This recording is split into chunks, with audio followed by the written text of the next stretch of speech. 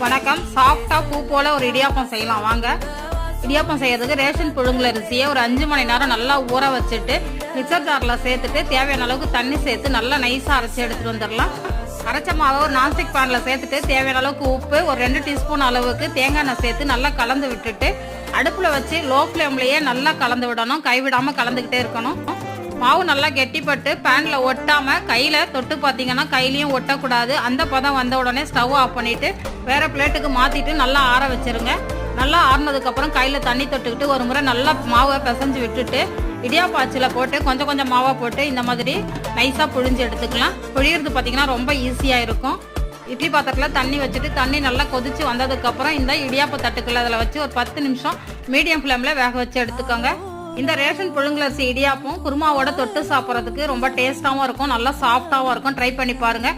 நாசு வைக்கட்டும், ஆரோக்கியம் பெருகட்டும். நன்றி.